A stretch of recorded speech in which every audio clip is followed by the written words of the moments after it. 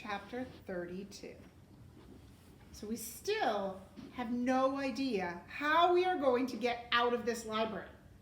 The clues that Charles and Andrew Peckelman have found, they're still missing too many clues to know where they're supposed to walk out of.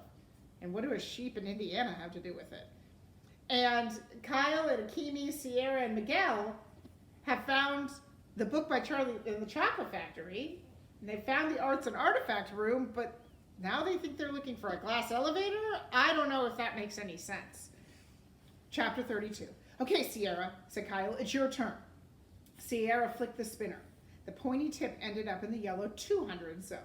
So she pulled a yellow card. It's definitely for the 200 section, she said, showing her clue to Miguel and reading it to Kyle and Akimi. Weird, said Miguel. What? Said Akimi before Kyle could.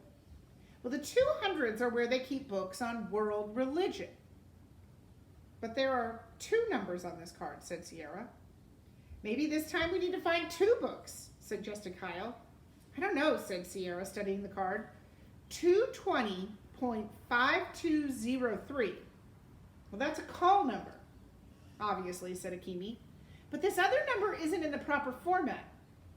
2/20/15. February 20th, 2015, said Akimi. Quick, what happened on February 20th, 2015? Nobody knows. It hasn't happened yet. Oh, right. How about February 20th, 1915? So they don't know what's happened in 2015. So what's that tell me about when this book was written? It was before. It went out in 2013. This book was published in 2013. So this book was written before February 20th, 2015 had happened. So now they're thinking, what about February 20th, 1915? That was opening day of the Panama Pacific International Exposition in San Francisco, said Sierra. Jaws dropped. Sorry, I'm a big World's Fair fan. Everybody else just nodded. Look, let's go down to the 200s and find 220.5203, and then we'll figure out the date later. The team trooped down to the 2nd floor, and they walked through the circular balcony. You guys, said Sierra, looking at the atrium, remember how they switched on all the authors when Bridget Wadge did her extreme challenge? So you remember way back a few chapters ago when Bridget Wadge did her extreme challenge? And she got eliminated? Yeah, and she got eliminated. Yeah, said Kyle. She was doing good until she got to the Russian dude. What Russian dude? Asked Miguel. Remember, he hadn't witnessed Bridget's elimination. The guy who wrote 5 or 6 books, and Sierra could tell you about him. But look, said Sierra, now all the author statues are the same ones they were last night. So, said Kyle, if we can switch them around. No, I think they're clues for our game, blurted Akimi. She pulled out a pen and her notepad. I'm going to write down their names. Okay, start with the guy under the 000 and the Wonder Dome, suggested Kyle. Right. Akimi read the pedestals and jotted down the authors' names. Thomas Wolfe, Booker T. Washington, Stephen Sondheim, George Orwell, Lewis Carroll, Dr. Seuss, Maya Angelou, Shel Silverstein, Pseudonymous Bosch, and Todd Strasser. Okay, so, said Akimi, do you think this game could get any more complicated? Maybe, said Kyle. It's possible Mr. Lemoncello left a few different paths to the same solution. So maybe there's all of these clues don't go together. Maybe the different clues go in different ways, like having a math problem where you can solve it in different ways but still get the same answer.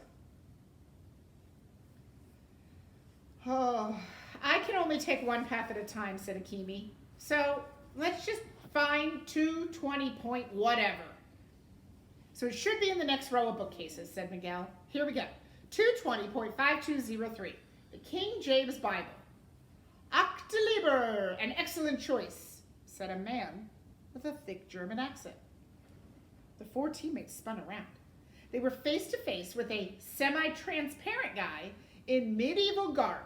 He had a fur-trimmed cap and a beard that looked like 2 raccoon tails sewn together.